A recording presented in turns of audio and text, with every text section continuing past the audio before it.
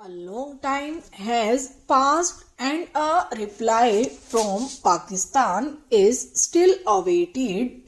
It is a strange situation.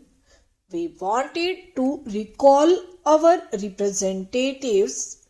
They had no work to do, but then we thought that Pakistan might make it a pretext and say that we recalled them. Therefore, we let them stay there till such time as a reply was received. In the end, we told the World Bank to fix some date for Pakistan's reply so that we might know where we stood. Otherwise, a whole lifetime might pass in waiting. They accepted our suggestion and told Pakistan that they should reply within a week whether they accepted the principle or not, with details to be settled later. When they did this, Pakistan showed signs of life and began to run about. In the end, their honorable minister undertook the long journey to Washington. Many things were said about the issue, neither yes nor no, but that they would consider and so on. The World Bank told them that this reply amounted to a rejection. Should it be taken that they had rejected the proposals, or had they something more to say? Pakistan saw how the matter would end. They felt that if they rejected the proposals and India accepted them, the consequences would perhaps not be good for them, because the effect would have been that our interim agreement would come to an end, the discussion would end, and the World Bank's suggestions to us to pay them crores of rupees would become ineffective. The rights of both sides were clear. Then the World Bank asked Pakistan to give a clear reply. We had made our arrangements for the return of our deputation, but only 3 or 4 days ago Pakistan said that they accepted the principle underlying the proposals put forward by the World Bank. But they added that they could not give a final reply unless the whole picture was before them. That is the same old legal quibbling. On one side, they say that they have accepted the proposals, and on the other, they keep the door open for escape on the pretext that they have not seen the full picture. This is where matters stand at present. Meanwhile, when Pakistan did not accept the proposals, we wrote to the World Bank that we had been making time for 3 months or so.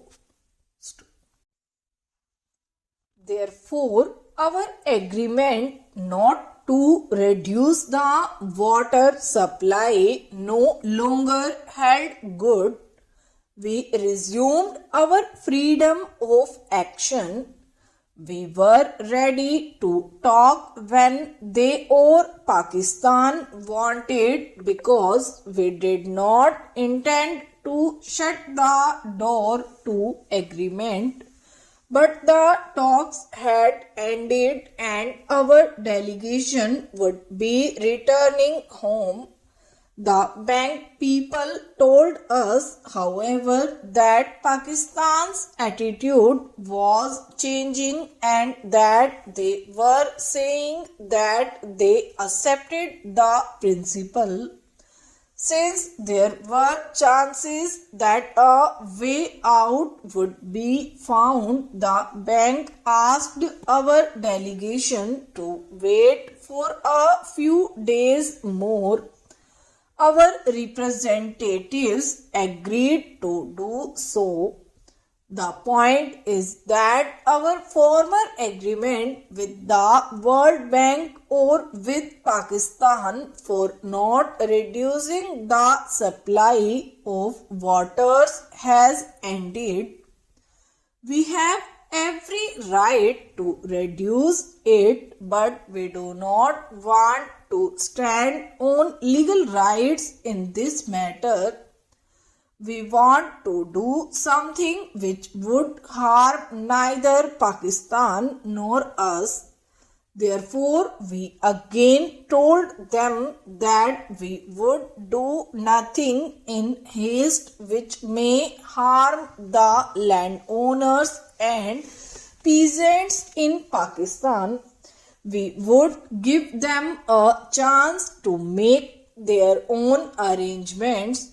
After all, we had to reduce the supply of waters, but we would do it having regard to the conditions, that is, we still stood by the principles which we accepted in the agreement of 1948.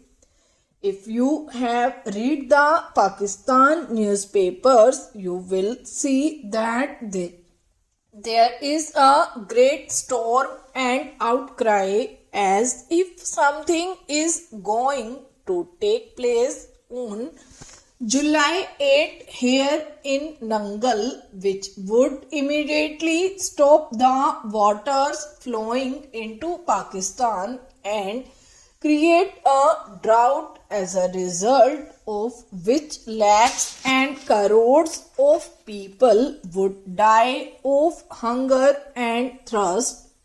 This is wrong and deplorable.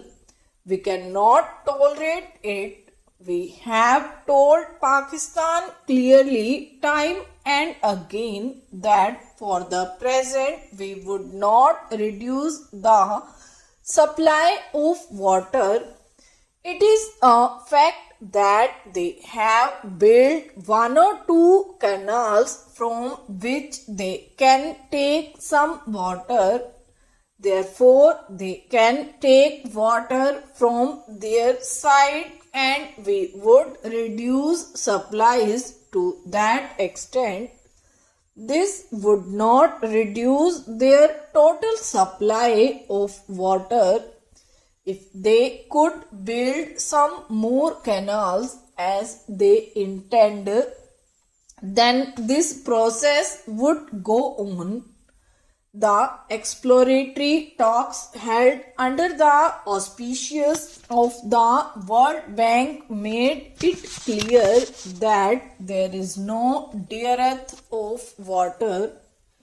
Only an arrangement to bring the waters to the desired directions was lacking. It is evident that on our side in East Pakistan we have no other source of water than the Sutlej. You can see that from the map.